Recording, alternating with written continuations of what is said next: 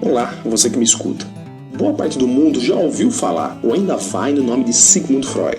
Esse homem de caráter rígido e que era dotado de uma persistência sem igual, veio a falecer no dia 23 de setembro de 1939, após ter vivido um caminho cheio de acontecimentos, tanto do ponto de vista profissional como pessoal.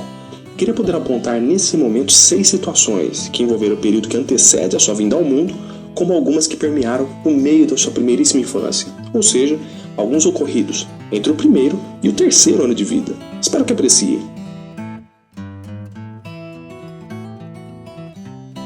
Primeiro, Sigmund Freud não é o nome de batismo do homem que inventou a psicanálise. Provavelmente muita gente até saiba disso, só não que o seu primeiro nome é Shlomo, uma homenagem feita a seu avô paterno, e que o segundo era Sigismund. Acaba sendo difícil apontar com certeza o real motivo pelo qual existia essa troca. Uns até atribuem a mudança como uma forma de Freud procurar na adolescência driblar o olhar antissemita. Mas não. O que se pode afirmar é que descobrimos a partir de cartas que Freud trocou com um grande amigo nesse período da adolescência, Eduard Silberstein, que já existia um certo incômodo ali pelos seus 16 anos. Em várias dessas cartas, Freud utiliza a forma abreviada de Sigismund, a que viria a ser conhecida depois no planeta inteiro, Sigmund. Essa questão seria fechada realmente ali pelo seu segundo ou terceiro ano de faculdade, época em que Freud tinha mais ou menos 22 e 23 anos. Sigmund Freud teve 2 registros e, portanto, 2 datas de nascimento. A conhecida 6 de maio de 1856 e outra que remeteria a 6 de março do mesmo ano. A história começa da seguinte maneira. Quando, no ano de 1931, o prefeito de Pribor, na República Tcheca, prestou uma homenagem a Freud, colocando na casa em que ele nasceu e morou até quase os 3 anos uma placa comemorativa, veio à tona essa questão do registro.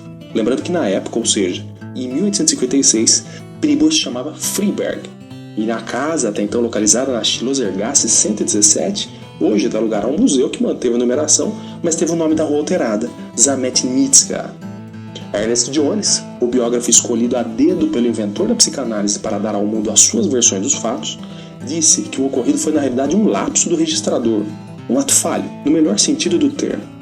Mantemos essa versão por falta de provas, só não descartando que se realmente a data de nascimento de Freud foi outra, muita coisa muda em relação ao que já sabemos do seu passado.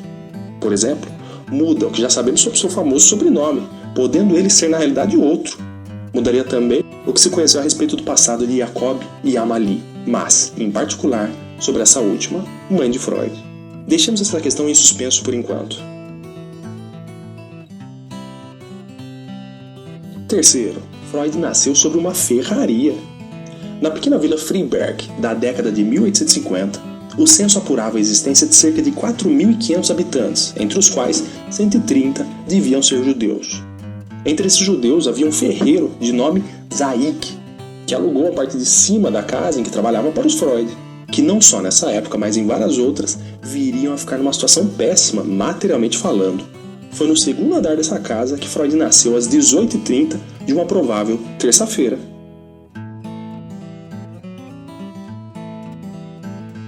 Quarto, Freud perdeu, ainda em Freiberg, um irmão. Julius, o segundo filho do casal Jacob e Amalie, veio a falecer quando tinha entre 6 e 8 meses de vida. No dicionário de psicanálise, por exemplo, é mencionado o 8º mês. Em Freud, Uma Vida para o Nosso Tempo, de Peter Gay, 7, mas aqui incide 6. De qualquer maneira, o que é certo é que Freud tinha por esse irmão um profundo ciúme, certamente pela barreira que Julius, como qualquer criança pequena, haveria de colocar entre Freud e a mãe que tanto ele estimava. Freud sofreu outra grande perda, o sumiço repentino de sua babá. De memórias que ficariam na mente de um Freud já adulto, esteve aquele perde a sua nani, Mônica Yazik. Essa mulher, que foi responsável por iniciar Freud em uma série de coisas, como era de se esperar, some repentinamente e pouco tempo após o falecimento de Julius. O motivo desse desaparecimento foi um roubo em flagrante. Philipp Freud, filho de Jacob com a sua primeira mulher, estava na casa e descobre a atitude. Algo que foi punido com a prisão dessa mulher, que, pelo que tudo indica, era da família do ferreiro que alugou a parte de cima da casa para a família Freud morar. Nas biografias geralmente se menciona que os Freuds mudam para Leipzig em 1859 por conta da questão financeira. Contudo, não devemos descartar que um dos motivadores pode vir a ser tal situação, no fim, bastante desagradável. Sexto e último fato. Uma série de mistérios envolve a união dos pais de Freud, Jacob e Amalie. Sobre o casamento dessas duas pessoas, sabe-se que o mesmo aconteceu em uma sinagoga na cidade de Viena no dia 29 de julho de 1855. Ambos definitivamente não se conheciam nem um pouco bem, e os 20 anos que separavam um do outro, fora a questão econômica que separava por completo a família Nadanson da família Freud, haveria de levar os biógrafos a se perguntarem por que motivo teria uma mulher como Amalie resolvido passar os seus dias com Jacob, que na ocasião já era avô, viúvo 2 vezes, pai de 2 filhos do primeiro casamento e nenhuma condição de dar a ela ou a que quer que fosse um mínimo de conforto material. Teria sido por amor, tão somente? É possível. Sobre o que se tem de registro nesse sentido, sabe-se que Jacob só esteve na capital austríaca por 4 curtas passagens e a trabalho. Lembrando que isso acontece 1 ano e meio antes do seu casamento com Amalie e que entre 1853 e 1854 Jacob era casado com Rebecca Freud, sua segunda mulher. 2 pesquisadores franceses que entre 1969 e 1979 investigaram esse período evocaram a hipótese de um casamento por conveniência para, a título de exercício, colocar em questão essa delicada situação. E o que se pode levantar como hipótese, garanto, é bem interessante. Se realmente tivesse existido um casamento por conveniência, era necessário que a família Nadanson fosse menos abastada que a família Freud, o que não era verdade.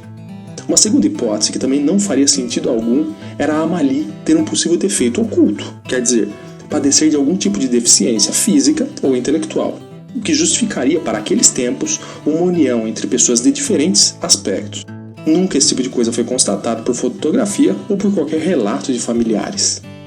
Descartando-se também a ideia de que Jacob era capaz de propor uma boa condição material, o que restava pensar era: ou Amalie se encantou com o caráter relativamente sedutor de Jacob e num movimento passional e de afronta à sua própria família foi em busca da felicidade, algo que não combinaria muito com o tipo de mulher que ela se mostrou ao longo da vida, ou então ela provavelmente mantinha algum tipo de amor por alguém que os Nadanson não gostavam.